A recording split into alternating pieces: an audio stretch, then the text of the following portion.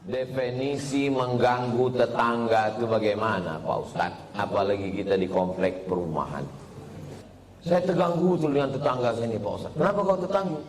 Bininya cantik kali. Cantik ciptaan Allah. Kalau bini itu cuma ditengok aja bisa dihamil. Jelas? Tak jelas juga payah lah aku jelasnya.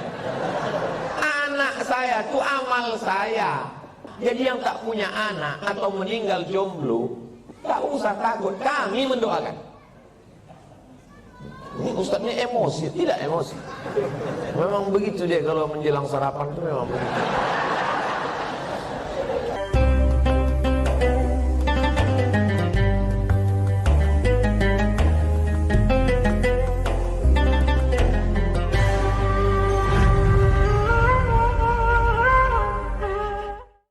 Apakah boleh saya tak datang atau datang macam mana? Karena sampai kapan uang korupsi itu berakhir?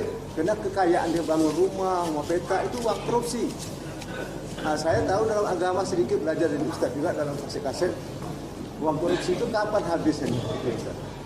Jadi kalau saya tak datang bagaimana hukum saya? Anak saya kontak. Assalamualaikum warahmatullahi wabarakatuh. Waalaikumsalam warahmatullahi wabarakatuh. Misalnya saya punya keponakan. Keponakan saya ini kerja PNS. Dan saya tahu dia membuat markup proyek korupsi. Tapi di balik korupsi itu dia punya gaji tetap sebagai ASN tiap bulan golongan 3B, gaji pokoknya 3 juta. Tak mungkin menurut hitungan duit dia punya rumah besar, punya mobil. Tapi 3 juta itu tetap halal. Maka macam mana solusinya? Idza jitama'al halal wal haram fahullibal haram. Kalau bercampur antara yang halal dengan yang haram, yang menang itu yang halal apa yang haram? Yang haram yang menang. Ini ada air 1 tong. Dijilat oleh anjing. Lidah anjing itu mungkin setetes. Air nih 1 tong. Dibuang nih semua 1 tong ini. Fa'ahriku kata Nabi, tumpahkan, dibasuh dengan 6 kali air suci biasa tambah 1 air tanah. Jadi kalau berjumpa yang halal dengan yang haram, yang menang bukan yang halal kecuali air yang lebih dari 2 kula. Tapi yang menang adalah yang haram. Nah, macam mana saya mau datang ke rumah dia, mau minum teh, makan lontong sayur, ketupek gulai paku? Maka karena keponakan ini udah macam anak, saya kasih tahu sama dia, kau jangan kau kerjakan yang haram ini, karena kau nanti masuk neraka jahanam. Hidup ini sementara, mati kau nanti tinggal rumah besar nih, tinggal semua.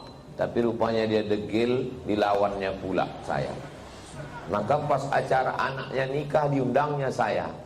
Maka saya bilang, aku mau datang ke rumah kau kalau kau sediakan nasi bungkus yang kau beli dari gaji kau yang 3 juta. Kalau dari duit yang subhat yang haram itu kau sediakan, aku tak datang. Kalaupun aku datang tapi jangan kau tersinggung, aku tak makan nanti. Kata dia, datanglah Wak. Dia manggil saya Wak. Kalau Wak tak datang, bagus, tak berkurang nasi aku. Menjaga diri dari makan yang haram hukumnya wajib. Atib mata amak, jaga makananmu, takut mustajabat dakwah. Doamu akan dikabulkan Allah. Kulu, makanlah min thayyibat, yang halal, yang baik. Jangan makan dari yang haram. Kalau udah tahu orang riba, rentenir, lintah darat, jangan bertamu lagi ke rumahnya. Kalau diundangnya Pak Ustaz, datang, tapi jangan makan. Mana bisa? Bisa. Saya setiap diundang di bank konvensional, berapa bank konvensional di Pekanbaru nih undang saya, datang saya tausiah. Dikasihnya air putih, tak saya minum. Dikasihnya saya kue kotak, tak saya makan. Disuruhnya bawa balik, bawa ya Pak, saya bawa. Pas di lampu merah, saya kasih sama orang lampu merah. Dikasihnya duit, saya ambil. Kasih orang duit, saya ambil. Di rumah saya buatkan 1 kotak khusus, kotak duit haram. Bertumpuk duit-duit dari orang bank konvensional. Habis itu kata Syekh Yusuf Qardawi, bunga bank dalam fatwa mu'asirah tak boleh dimakan, dibagikan untuk masalih ammah, kepentingan umum. Apalagi ini udah dekat, tak lama lagi datang duit haram, datangan duit haram ini biasanya datang 5 tahun sekali. Serangan fajar namanya. Kira-kira nanti kalau datang itu jamaah An-Najah mengambil atau tidak?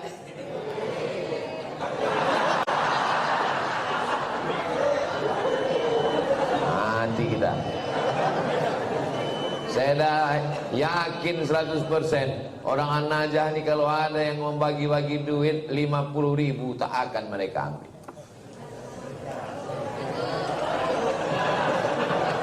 Mudah-mudahan Allah menjaga kita dari makan haram. Bedakan antara marah karena Allah atau marah karena ulah. Kalau marah karena Allah, apalagi saudara, anak kemanakan, tak akan sakit hati dia kalau kita bercakap, nasihat. Aku tetap datang. Tapi jangan karena itu lalu putus silaturahim. Tetangga saya ini Pak Ustadz kerjanya riba, dikasihnya saya kue, ambil kuenya, jangan dimakan. Cuman saya serahkan, terserah. Dibuang Pak Ustadz, jangan mubazir. Kasih ke fakir miskin, anak yatim. Tapi itu dimakannya juga. Itu namanya masalih ammah, kepentingan umum, bukan kepentingan pribadi. Jelas? Jelas. Patutlah Ustaz tak mau minum dari tadi. Ini dah, nanti ini jamaah ini mudah ada yang ambil kesimpulan. Cuma saya Bismillah.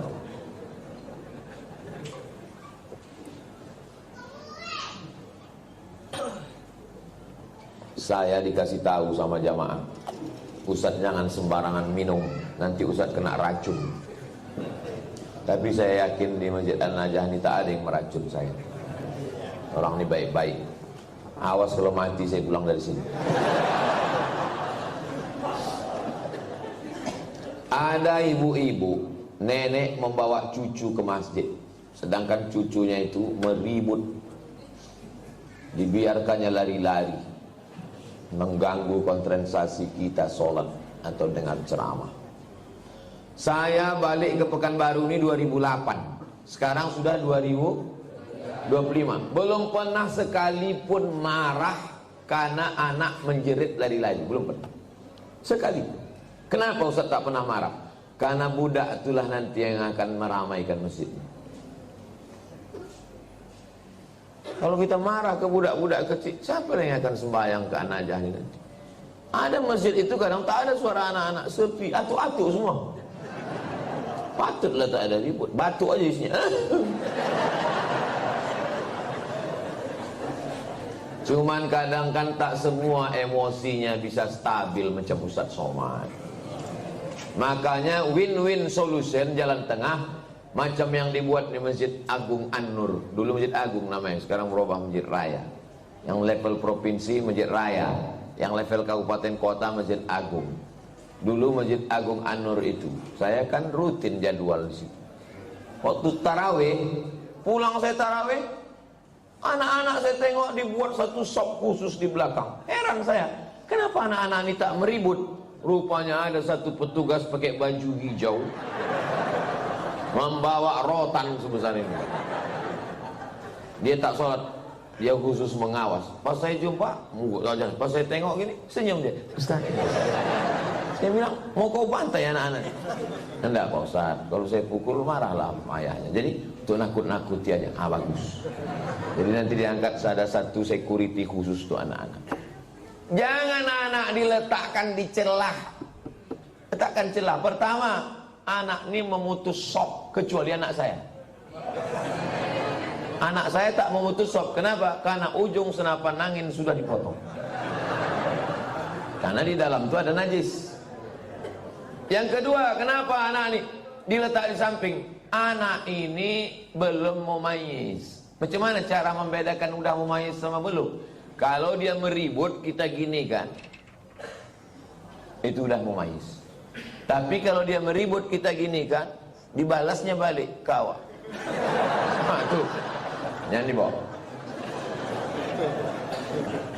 4 tahun ke bawah tak bisa.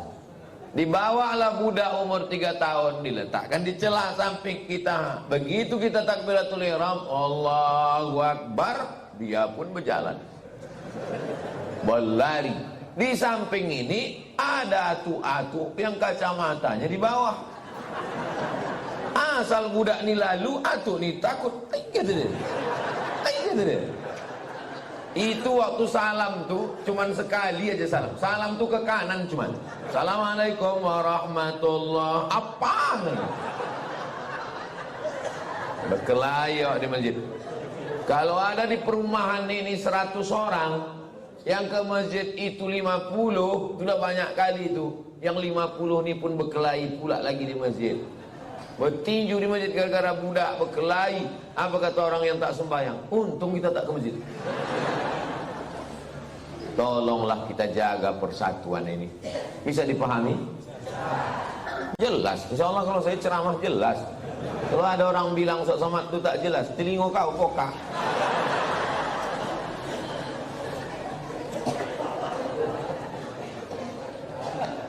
Bolehkah membaca Yasin di pemakaman, Pak Ustaz?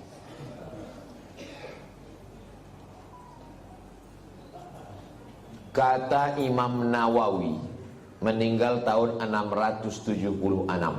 Nama kitabnya Riyadhus Shalihin min kalami Sayyidil Mursalin. Dia mengutip pendapat Imam Syafi'i. Wa qala Syafi'i, Imam Syafi'i berkata, wa in khatimul Qur'ana kullahu kana hasanan.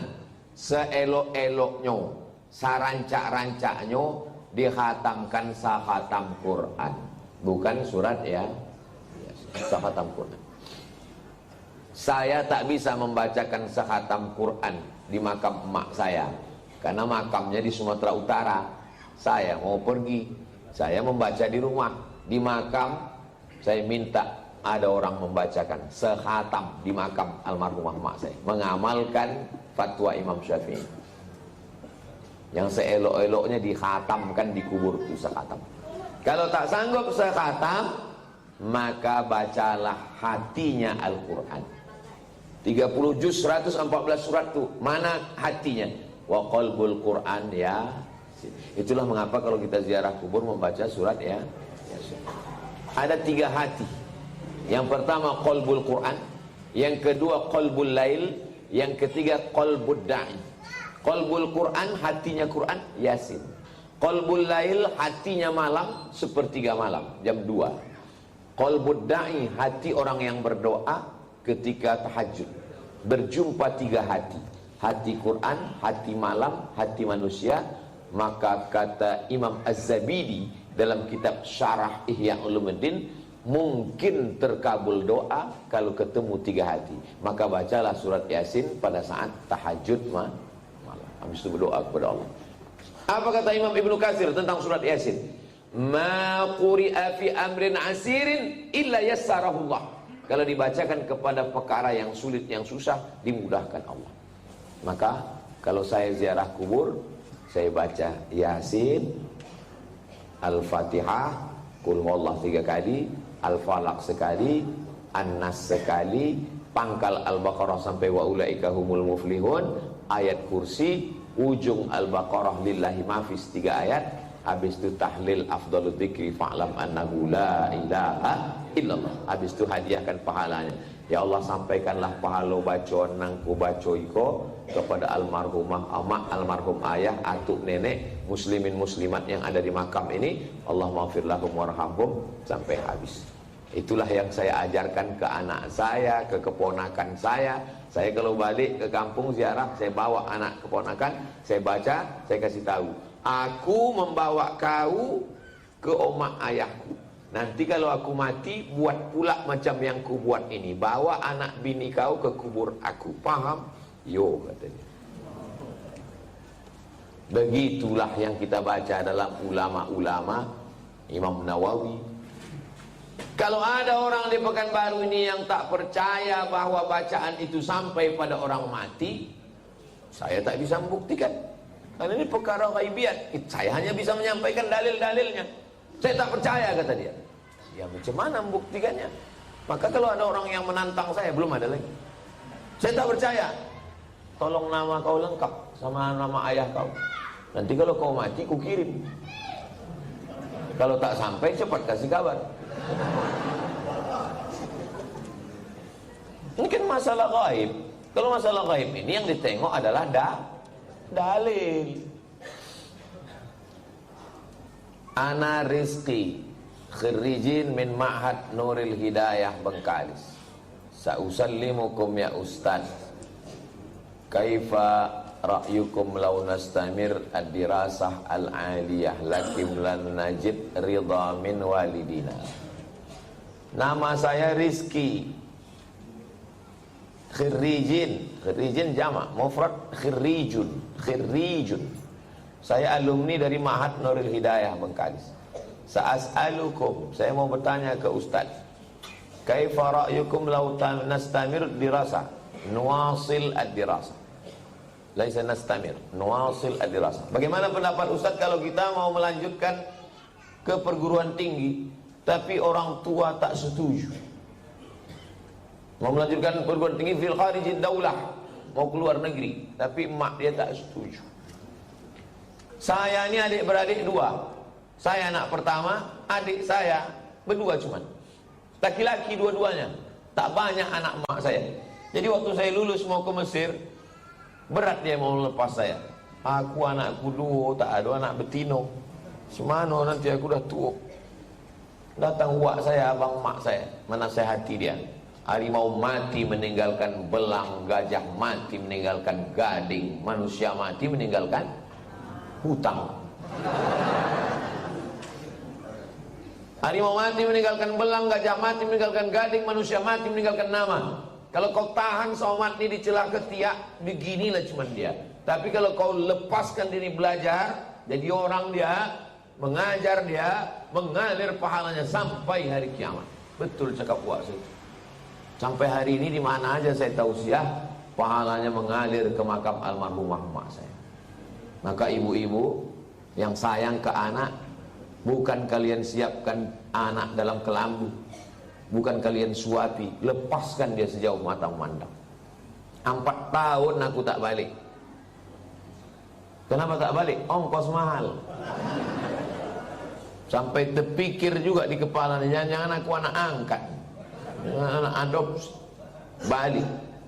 Sampai akhirnya 2017 saya daftar S3 ke Sudan.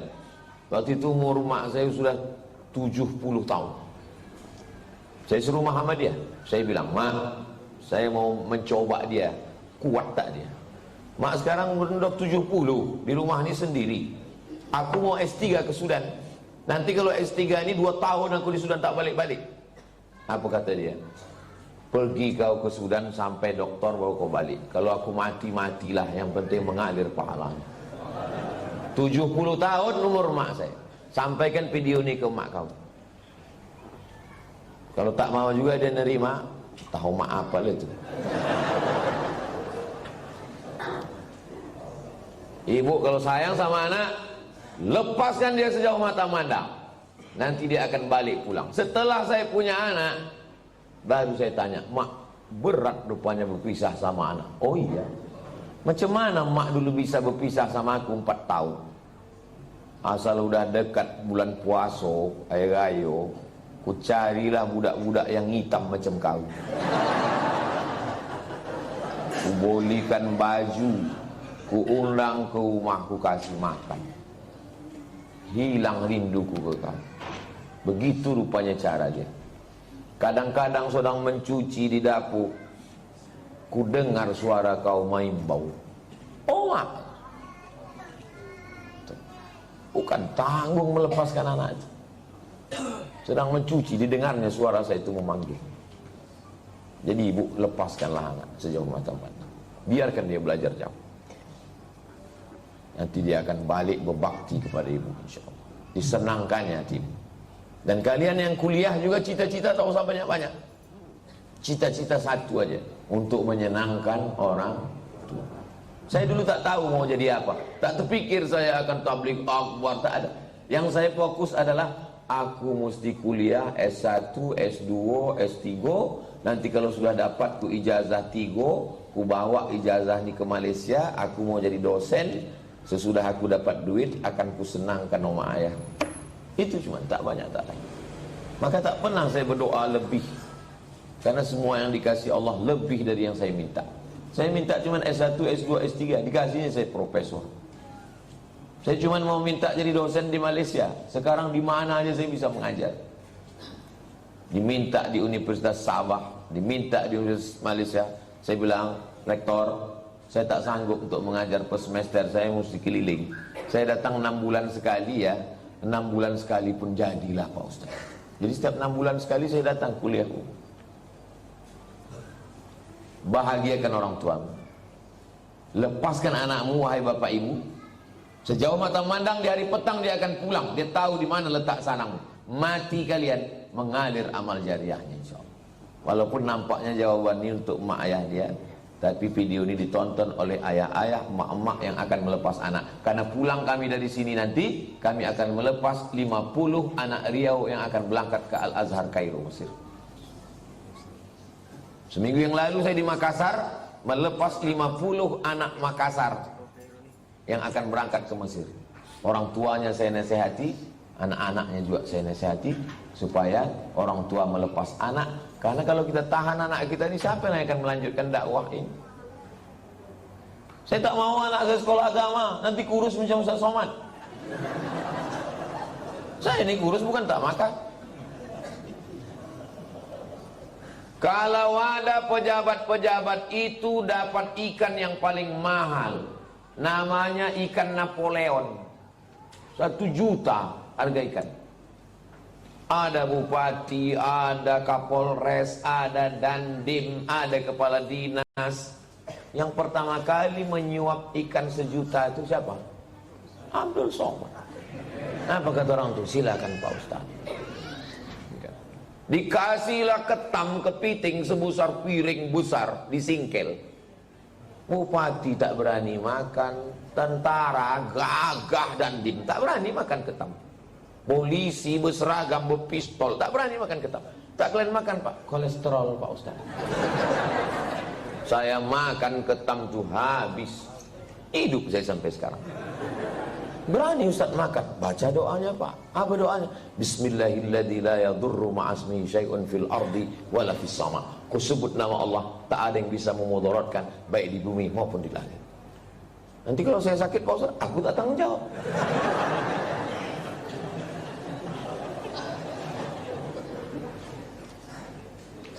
Definisi mengganggu tetangga itu bagaimana Pak Ustaz?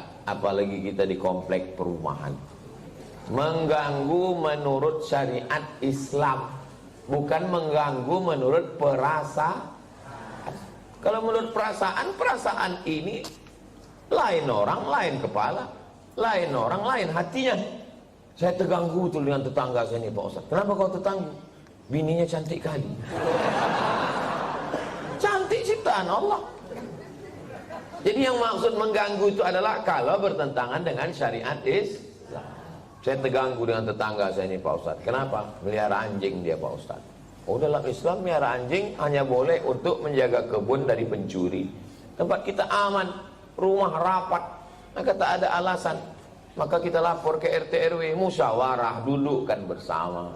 Kadang jamaah ini mau mengambil hukuman segera, saya racun aja loh Pak Ustaz. Dipasang racun, rupanya anjing itu tak makan, ini makan kucing awak mati kucing. Dimusyawarahkan. Wa amruhum syura bainahum. Hari libur, hari Ahad, rumah dekat-dekatan, dipasanglah lagu bum pam bum pam bum pam.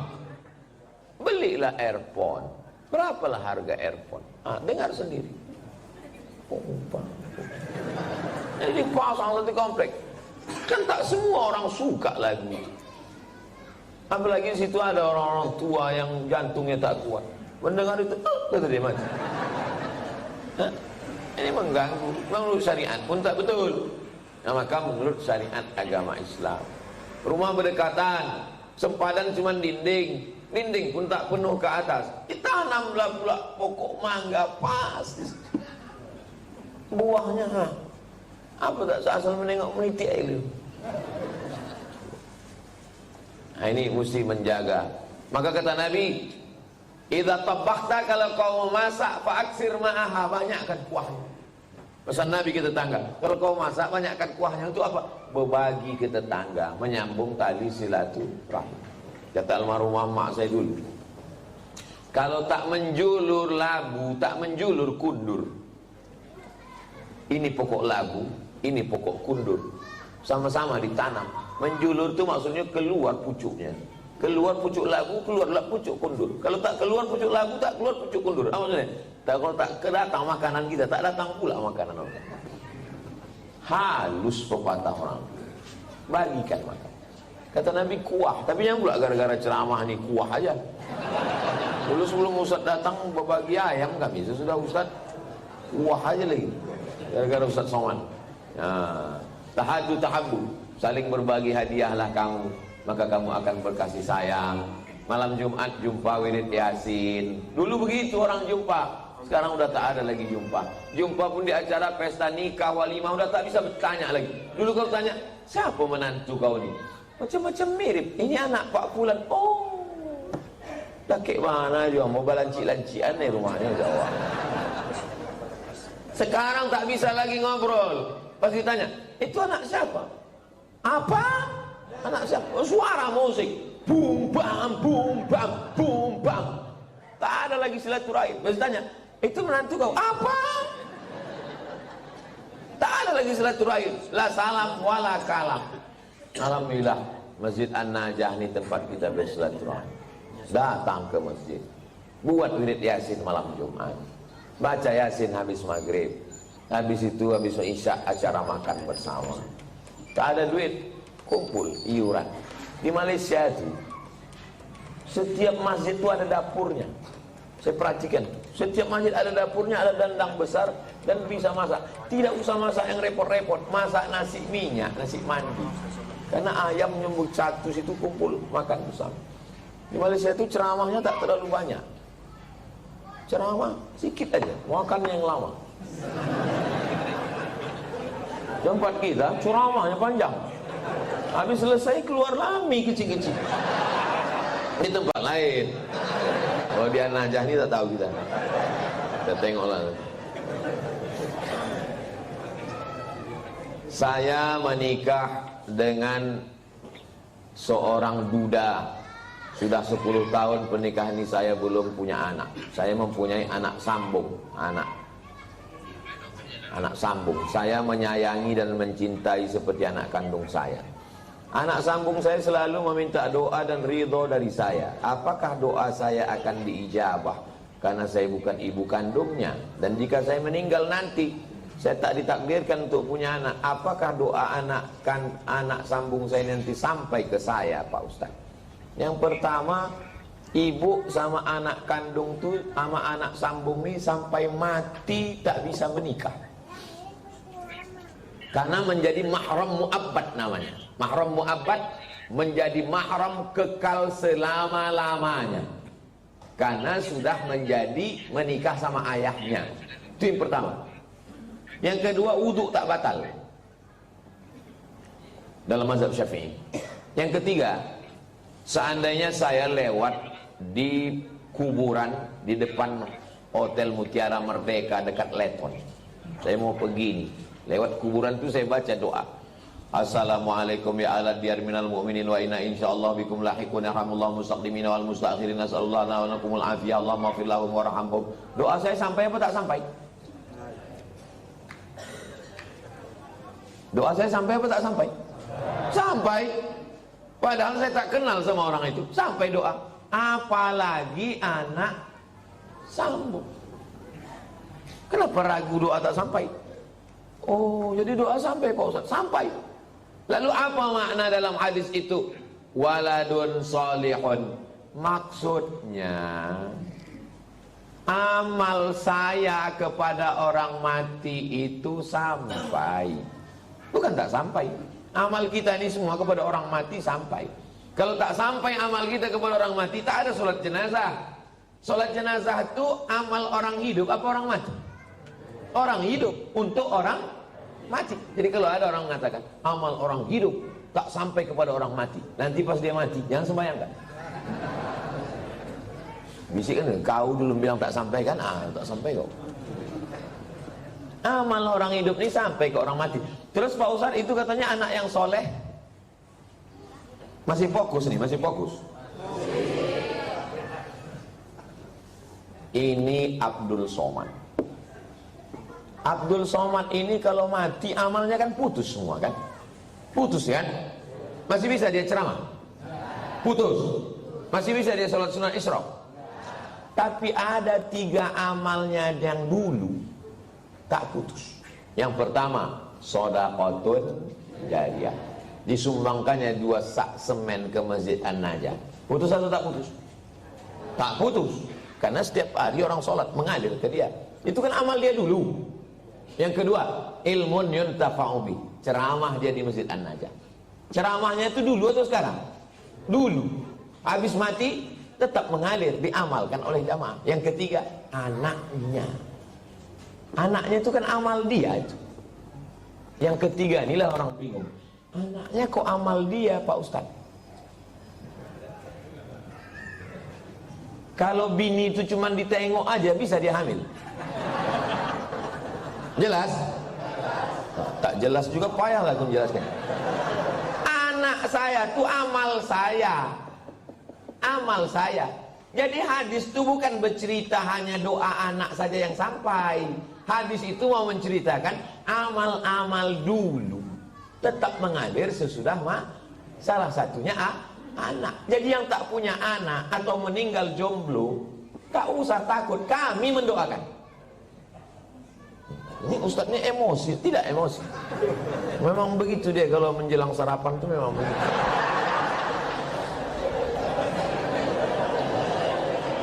Seumur-umur saya membaca pertanyaan, inilah tulisan yang paling cantik.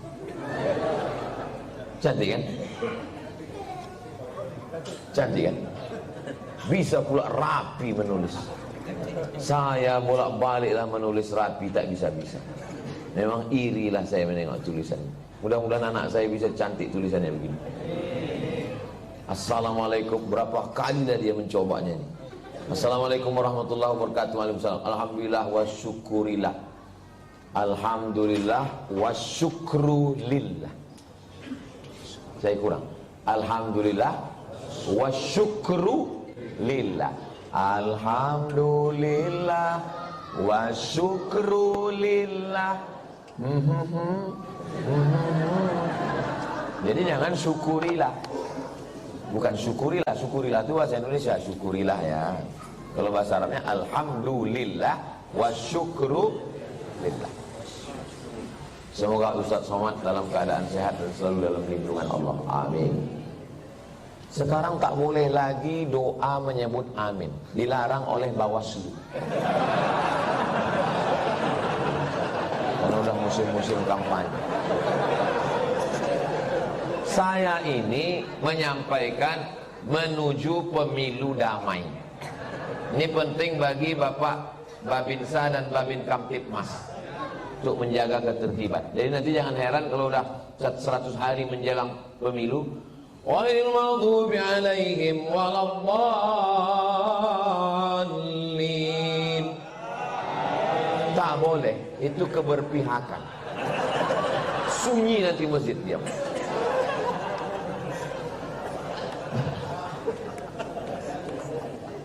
Saya mau bertanya Pak Ustadz, kiat-kiat agar ikhlas menerima ketetapan takdir Allah dan tetap berprasangka baik kepada Allah.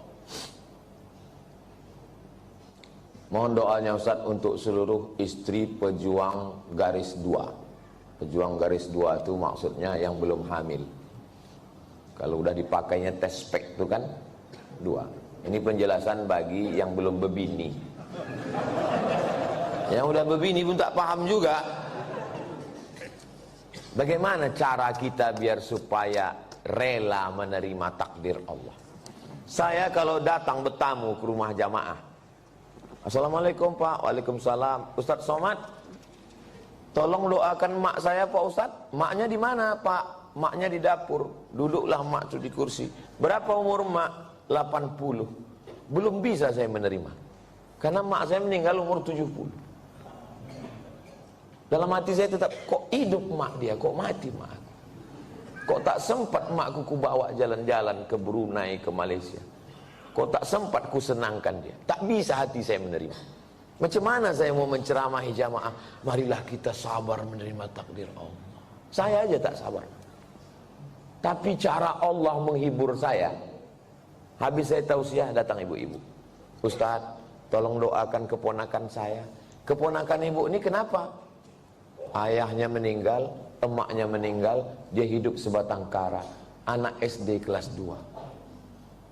Oh, aku sempat aku serumah 11 tahun sama emakku.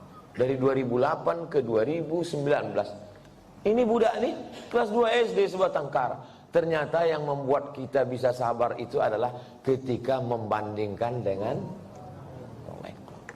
Begitu cara Allah mengajar saya. Ayat tak mempan, hadis tak mempan. Kenapa tak? Saya yang menceramah, saya yang menyuruh orang sabar. Tak bisa saya terima. Tapi begitu dijumpakan Allah, oh rupanya. Maka diantaranya yang membuat kita kuat ini adalah dengan memperbanyak bercerita dengan orang. Kita ini kalau banyak bercerita, ngobrol dengan orang, itu menyadari betapa besarnya nikmat Allah kepada kita. Aku pula bisa begini-begini, kawan ini tak sempat berbakti, jumpa pun tak sempat. Yang kedua, bagaimana caranya? Caranya adalah menguatkan dalam hati bahwa Innallaha katabal maqadir, Allah sudah menuliskan takdir 50 alfasana, 50.000 tahun qabla an yakhluqas samawati wal ard. Sebelum Allah menciptakan langit dan bumi, Allah sudah menuliskan takdirku 50.000 tahun sebelum Allah menciptakan langit dan sengaja dihunjamkan terus ke kepala. Abdul Somad, Allah sudah menuliskan 50.000 tahun sebelum menciptakan langit dan bumi bahwa kau sama emak kau itu cuma sampai 2019. Lebih dari itu bukan kuasa kau. Asal terlintas itu terus. Otak itu dihunjamkan dengan hadis itu. Yang ketiga, membuat sesuatu yang terus mengalir. Sedekah untuk santri, untuk Palestina. Asal teringat, baca Al-Fatihah. Teringat macam-macam, baca Al-Fatihah. Malam Jumat, baca Al-Kahfi, baca Yasin. Hadiahkan pahalanya. Undang anak yatim, fakir, miskin. 3 itulah cara untuk mengurangi beban hati kita. Allah berjanji kalau kita beribadah, "Falyabudu rabb hadzal bait", banyak-banyak beribadah. Allah cuma minta kita satu ibadah. Balasannya Allah kasih 2. At'amahum min ju' wa amanahum min khawf. Kalau kau lapar, Allah kasih kau makan. Kalau kau risau, amanahum, Allah beri kau aman, tenang. Syaratnya banyak ibadah. Perbanyak ibadah. Pagi sholat isyraq, sholat duha, malam bangun mandi, sholat sunat wudu, sholat sunat taubat, sholat sunat tahajud, sholat sunat hajat, zikir, banyak bertasbih. Zikir 3 pilihan. Zikir banyak, zikir pilihan 3. Pertama istighfar, yang kedua sholawat, yang ketiga afdhalul dzikri fa'lam annahu la ilaha illallah. Astaghfirullahaladzim, astaghfirullahaladzim, astaghfirullahaladzim. Kalau tuan membeli peniti, jangan ditusukkan ke sayur kubis. Kalau mik sudah mati, tandanya waktu sudah habis.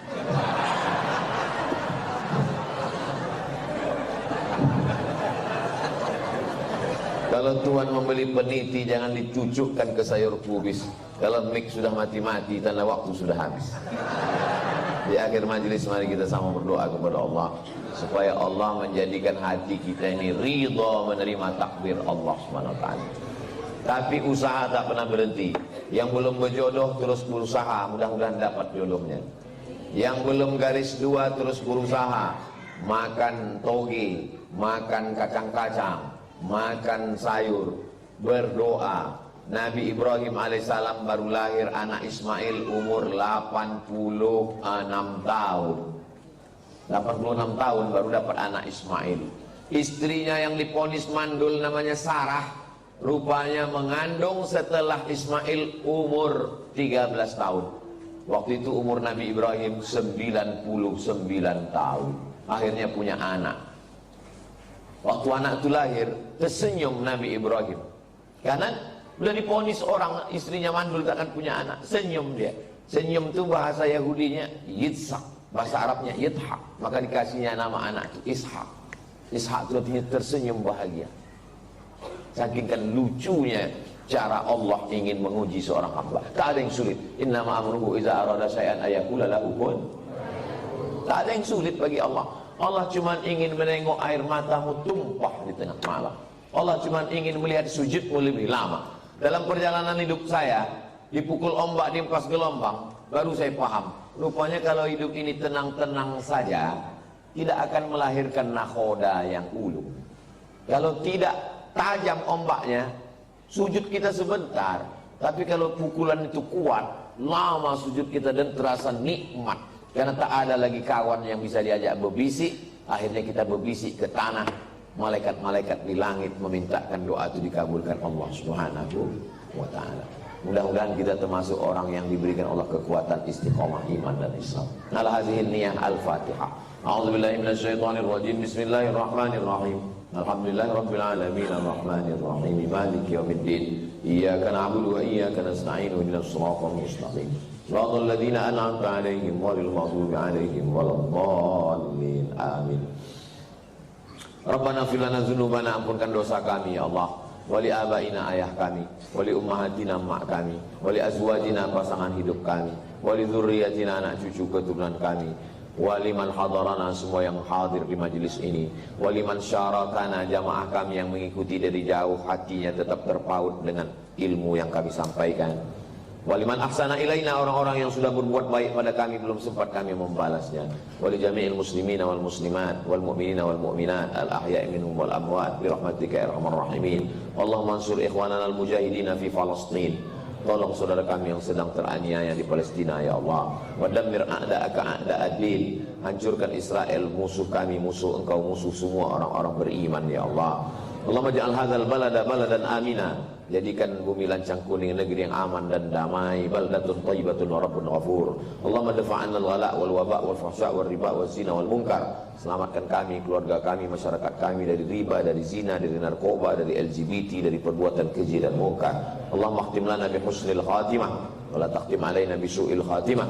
Rabbana hab lana minas shalihin. Jadikan anak kami anak-anak yang soleh dan solihah. Rabbana hab lana min azwajina wa dzurriyyatina qurrata a'yun waj'alna lil muttaqina imama. Allahumma la tadharhum fardan wa anta khairul warithin. Janganlah engkau biarkan mereka hidup sendirian. Berikanlah mereka pasangan dan keturunan yang baik-baik ya Allah. Wafiqna lima tuhibbuhu wa tarda. Tanamkan taufikmu dalam hati kami supaya kami beramal dengan amal yang kau ridhai ya Allah. Allahumma jma'na ma'al habibil mustafa. Sebagaimana engkau satukan kami di Masjid An-Najah subuh ini, satukan pula kami nanti di surga Jannatul Firdaus bersama Nabi Muhammad sallallahu alaihi wasallam. Rabbana atina fid dunya hasanah wa fil akhirati hasanah wa qina adzabannar.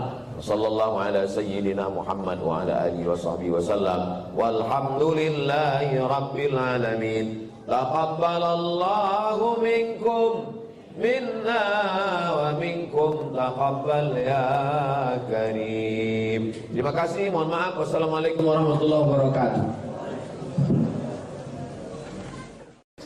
Definisi mengganggu tetangga itu bagaimana Pak Ustadz? Apalagi kita di komplek perumahan.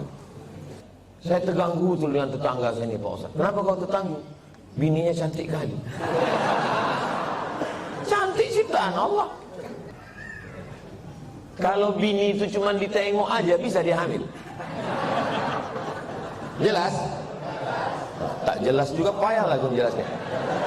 Anak saya itu amal saya. Jadi yang tak punya anak atau meninggal jomblo, tak usah takut, kami mendoakan.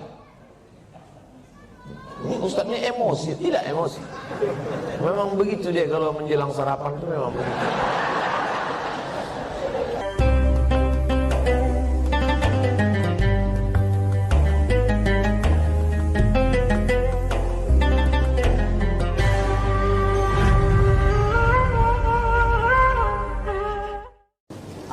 boleh saya tak datang atau datang macam mana? Karena sampai kapan uang korupsi itu berakhir? Karena kekayaan dia bangun rumah, rumah peta itu uang korupsi. Nah, saya tahu dalam agama sedikit belajar dari Ustaz juga dalam kaset uang korupsi itu kapan habisnya? Jadi kalau saya tak datang, bagaimana hukum saya? Anak saya kontak. Assalamualaikum warahmatullahi wabarakatuh. Waalaikumsalam warahmatullahi wabarakatuh. Misalnya saya punya keponakan. Keponakan saya ini kerja PNS. Dan saya tahu dia membuat markup proyek korupsi. Tapi di balik korupsi itu dia punya gaji tetap sebagai ASN tiap bulan golongan 3B, gaji pokoknya 3 juta. Tak mungkin menurut hitungan duit dia punya rumah besar, punya mobil. Tapi 3 juta itu tetap halal. Maka macam mana solusinya?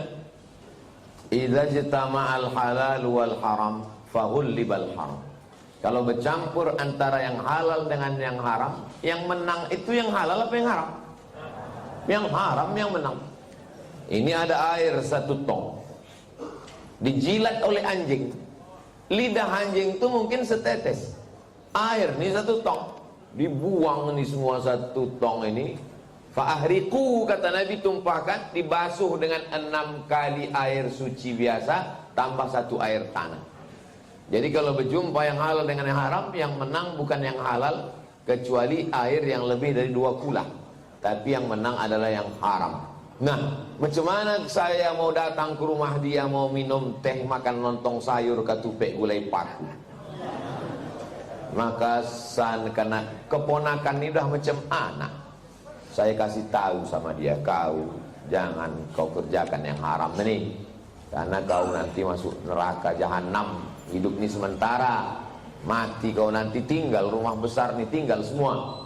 Tapi rupanya dia degil, dilawannya pula saya. Maka pas acara anaknya nikah, diundangnya saya. Maka saya bilang, aku mau datang ke rumah kau kalau kau sediakan nasi bungkus yang kau beli dari gaji kau yang 3 juta. Kalau dari duit yang subuhat yang haram itu kau sediakan, aku tak datang. Kalaupun aku datang tapi jangan kau tersinggung, aku tak makan nanti. Kata dia, datanglah Wak. Dia manggil saya Wak. Kalau Wak tak datang, bagus, tak berkurang nasi aku. Gitu. Menjaga diri dari makan yang haram hukumnya wajib. Atib mata'amak, jaga makananmu, takun mustajabat dakwah. Doamu akan dikabulkan Allah. Kulu, makanlah min thayyibat, yang halal, yang baik. Jangan makan dari yang haram. Kalau udah tahu orang riba, rentenir, lintah darat, jangan bertamu lagi ke rumahnya. Kalau diundangnya Pak Ustaz, datang, tapi jangan makan. Mana bisa? Bisa. Saya setiap diundang di bank konvensional, berapa bank konvensional di Pekanbaru nih ngundang saya, datang saya tausiah. Dikasihnya air putih, tak saya minum. Dikasihnya saya kue kotak, tak saya makan. Disuruhnya bawa balik, bawa ya Pak, saya bawa. Pas di lampu merah, saya kasih sama orang lampu merah. Dikasihnya duit, saya ambil. Kasih orang duit, saya ambil. Di rumah saya buatkan 1 kotak khusus, kotak duit haram. Bertumpuk duit-duit dari orang bank konvensional. Habis itu kata Syekh Yusuf Qardawi, bunga bank dalam fatwa mu'asirah tak boleh dimakan, dibagikan untuk masalih ammah, kepentingan umum. Apalagi ini udah dekat, tak lama lagi datang duit haram, datangan. Duit haram ini biasanya datang 5 tahun sekali. Serangan fajar namanya. Kira-kira nanti kalau datang itu jamaah An-Najah mengambil atau tidak?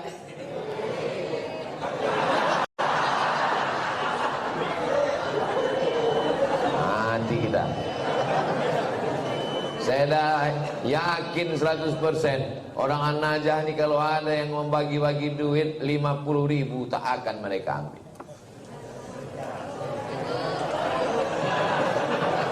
Mudah-mudahan Allah menjaga kita dari makan haram. Bedakan antara marah karena Allah atau marah karena ulah. Kalau marah karena Allah, apalagi saudara, anak kemanakan, Tak akan sakit hati dia kalau kita bercakap nasihat. Aku tetap datang. Tapi jangan karena itu lalu putus silaturahim. Tetangga saya ini Pak Ustadz kerjanya riba, dikasihnya saya kue, ambil kue, jangan dimakan. Cuman saya serahkan, terserah. Dibuang Pak Ustadz, jangan mubazir. Kasih ke fakir miskin, anak yatim. Tapi itu dimakannya juga. Itu namanya masalih ammah, kepentingan umum, bukan kepentingan pribadi. Jelas? Jelas. Patutlah Ustaz tak mau minum dari tadi. Inilah, nanti ini jamaah ini mudah ada yang ambil kesimpulan. Cuma saya bismillah.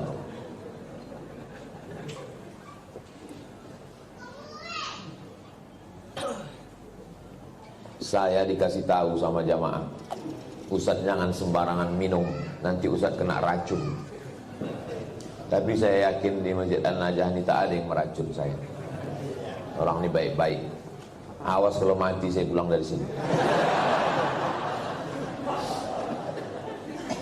Ada ibu-ibu, nenek membawa cucu ke masjid, sedangkan cucunya itu meribut, dibiarkannya lari-lari, mengganggu konsentrasi kita sholat atau dengar ceramah. Saya balik ke Pekanbaru ini 2008, sekarang sudah 2025. Belum pernah sekalipun marah karena anak menjerit lari-lari, belum pernah sekalipun. Kenapa Ustaz tak pernah marah? Karena budak itulah nanti yang akan meramaikan masjid. Kalau kita marah ke budak-budak kecil, siapa yang akan sembahyang ke An-Najah ini nanti? Ada masjid itu kadang tak ada suara anak-anak, sepi, atuk-atuk semua. Patutlah tak ada ribut, batuk aja isinya. Cuman kadang kan tak semua emosinya bisa stabil macam Ustaz Somad. Makanya win-win solution, jalan tengah, macam yang dibuat di Masjid Agung An-Nur. Dulu Masjid Agung namanya, sekarang berubah Masjid Raya. Yang level provinsi Masjid Raya, yang level kabupaten kota Masjid Agung. Dulu Masjid Agung An-Nur itu, saya kan rutin jadwal di situ. Waktu tarawih, pulang saya tarawih, anak-anak saya tengok dibuat satu sop khusus di belakang. Heran saya, kenapa anak-anak ini tak meribut? Rupanya ada satu petugas pakai baju hijau, membawa rotan sebesar ini. Dia tak sholat, dia khusus mengawas. Pas saya jumpa, pas saya tengok gini, senyum dia. Ustaz, saya bilang, mau kau bantai anak-anak? Enggak Pak Ustaz, kalau saya pukul marahlah ayahnya. Jadi untuk nakut-nakuti aja. Bagus. Jadi nanti diangkat ada satu security khusus untuk anak-anak. Jangan anak diletakkan di celah. Letakkan celah. Pertama, anak ini memutus sop, kecuali anak saya.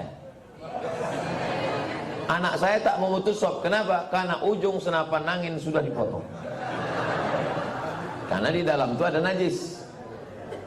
Yang kedua, kenapa anak ini diletak di samping?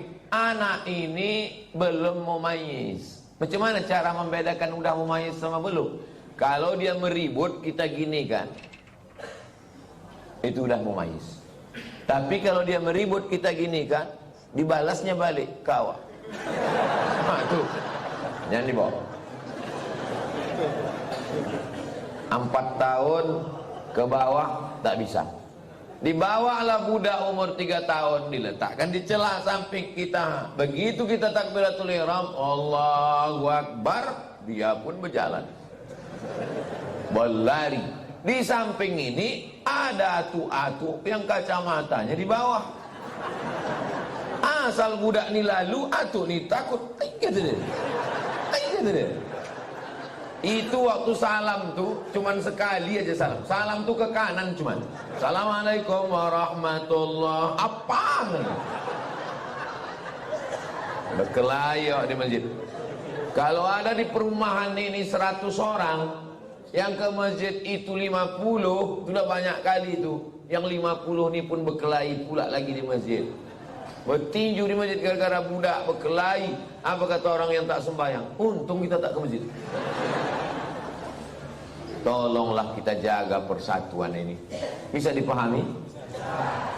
Jelas. Insya Allah kalau saya ceramah jelas. Kalau ada orang bilang Ustaz Somad itu tak jelas, telinga kau pokah.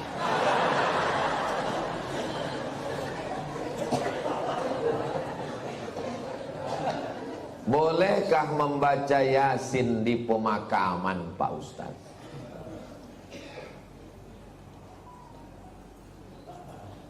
Kata Imam Nawawi, meninggal tahun 676. Nama kitabnya Riyadhus Shalihin min kalami Sayyidil Mursalin. Dia mengutip pendapat Imam Syafi'i. Wa qala Syafi'i, Imam Syafi'i berkata, wa in khatimul Qur'ana kullahu kana hasanan. Seelok-eloknya, sarancak-rancaknya dikhatamkan sakhatam Quran, bukan surat ya, sakhatam Quran. Saya tak bisa membacakan sakhatam Quran di makam emak saya karena makamnya di Sumatera Utara. Saya mau pergi, saya membaca di rumah. Di makam saya minta ada orang membacakan sekhatam di makam almarhumah emak saya, mengamalkan fatwa Imam Syafi'i. Yang seelok-eloknya dikhatamkan, dikubur itu sekhatam. Kalau tak sanggup sekhatam, maka bacalah hatinya Al-Quran. 30 juz 114 surat itu, mana hatinya? Wa qalbul Quran ya. Itulah mengapa kalau kita ziarah kubur membaca surat ya. Ada 3 hati. Yang pertama qalbul Quran, yang kedua qalbul lail, yang ketiga qalbud da'i. Qalbul Quran, hatinya Quran, Yasin. Qalbul lail, hatinya malam, sepertiga malam, jam 2. Qalbud da'i, hati orang yang berdoa ketika tahajud. Berjumpa 3 hati. Hati Quran, hati malam, hati manusia. Maka kata Imam Az-Zabidi dalam kitab Syarah Ihya Ulumuddin, mungkin terkabul doa kalau ketemu 3 hati. Maka bacalah surat Yasin pada saat tahajud malam. Habis itu berdoa kepada Allah. Apa kata Imam Ibnu Katsir tentang surat Yasin? Ma quri'a fi amrin asirin illa yassarahullah. Kalau dibacakan kepada perkara yang sulit, yang susah, dimudahkan Allah. Maka kalau saya ziarah kubur, saya baca Yasin, Al-Fatihah, Qul huwallahu 3 kali, Al-Falaq sekali, An-Nas sekali, pangkal Al-Baqarah sampai wa ulaika humul muflihun, ayat kursi, ujung Al-Baqarah lillahi mafis 3 ayat, habis itu tahlil afdalul dzikri fa'lam annahu la ilaha illallah, habis itu hadiahkan pahalanya. Ya Allah, sampaikanlah pahala bacaan nangku baca iko kepada almarhumah amak, almarhum ayah, atuk nenek, muslimin muslimat yang ada di makam ini. Allah maghfir lahum warhamhum sampai habis. Itulah yang saya ajarkan ke anak saya, ke keponakan saya. Saya kalau balik ke kampung ziarah, saya bawa anak keponakan, saya baca, saya kasih tahu. Aku membawa kau ke omak ayahku. Nanti kalau aku mati, buat pula macam yang ku buat ini. Bawa anak bini kau ke kubur aku. Paham? Yo, katanya. Begitulah yang kita baca dalam ulama-ulama Imam Nawawi. Kalau ada orang di Pekanbaru ini yang tak percaya bahwa bacaan itu sampai pada orang mati, saya tak bisa membuktikan. Karena ini perkara ghaibiyat. Saya hanya bisa menyampaikan dalil-dalilnya. Saya tak percaya, kata dia. Ya macam mana membuktikannya? Maka kalau ada orang yang menantang saya, belum ada lagi. Saya tak percaya. Tolong nama kau lengkap sama nama ayah kau. Nanti kalau kau mati, ku kirim. Kalau tak sampai, cepat kasih kabar. Ini kan masalah gaib. Kalau masalah gaib ini yang ditengok adalah dalil. Ana Rizki, khirijin min Ma'had Nuril Hidayah Bengkalis. Sa'usallimukum ya Ustaz. Kaifa ra'yukum law nastamir ad-dirasah al-aliyah lakim lan najid ridha min walidina. Nama saya Rizki. Khirijin jamak, mufrad khirijun. Saya alumni dari Ma'had Nuril Hidayah Bengkalis. Sa'as'alukum, saya mau bertanya ke Ustaz, kaifa ra'yukum law nastamir dirasah, nuwasil ad-dirasah. laisa nastamir, nuwasil ad-dirasah. Bagaimana pendapat Ustaz kalau kita mau melanjutkan ke perguruan tinggi tapi orang tua tak setuju?